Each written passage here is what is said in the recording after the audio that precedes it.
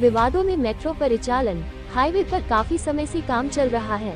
Highway पर बड़ी संख्या में दुकानें हैं। व्यापारियों की हालत खस्ता है। मेट्रो संचालन के दौरान ऐसा ही एक पतरा शीट टूटकर गिर गया।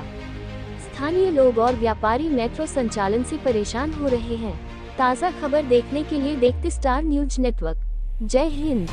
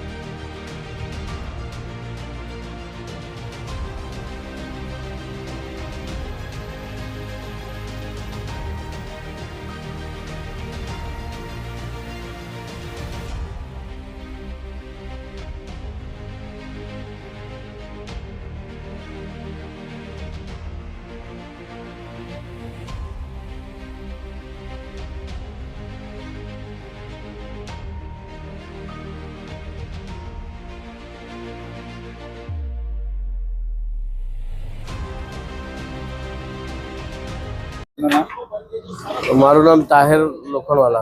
શું કહેશો, કઈ રીતની રજૂઆત છે અને કેટલી હાલાકી, કેટલી દુકાનો? આ રોડ પર 122 દુકાન આવી છે અને બધા દુકાનદારો અત્યારે બહુ ક્રિટિકલ કન્ડિશનમાં જીવી રહ્યા છે. બધાને બહુ તકલીફ છે.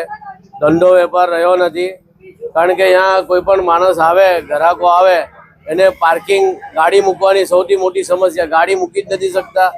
ગાડી મૂકે નહીં તો ગ્રાહક આવે જ કેમ?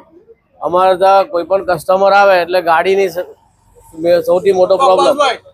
આ રોડને ફૂટપાથથી ઊંચો કરી દેવામાં આવ્યો છે. ફૂટપાથથી ઊંચો કરવાથી જે પણ વાહન આવે છે સીધો દુકાનમાં ભરાઈ જાય છે.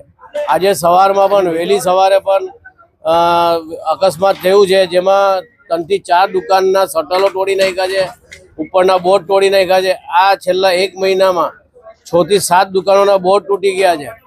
3-4 અકસ્માત તો એવા થયા છે કે જેમાં લોકોને અમારે મસ્કતીમાં સારવાર માટે લઈ જવા પડ્યા છે. અમે રિપીટેડ વારંવાર રજૂઆત કરીએ છીએ. કમિશનર સાહેબને રજૂઆત કરી છે, અમે કલેક્ટર સાહેબને રજૂઆત કરી છે, ધારાસભ્યોને રજૂઆત કરી, ગાંધીનગર સુધી રજૂઆત કરી, પણ કોઈ બાજુ કોઈ સુનાવણી નથી. જે વખતે એ લોકોને અમારી જરૂર હતી તો આ રસ્તો બંધ કરવા માટે રસ્તો બંધ કર્યો. અમારે કોન્ફિડન્સમાં લીધા, અમારી સાથે વાતચીત કરીને અમારે કમ્પન્સેશન ચાલુ કર્યું. હવે કમ્પન્સેશન બંધ કરવા માટે આ જબરજસ્તી 7 ફૂટનો રસ્તો આપ્યો છે અને હવે એવું કહે છે કે અમારે તમારી કોઈ જરૂર છે નહીં, અમે આ રસ્તામાં તમે તમારું ગુજરાન જીવી લો.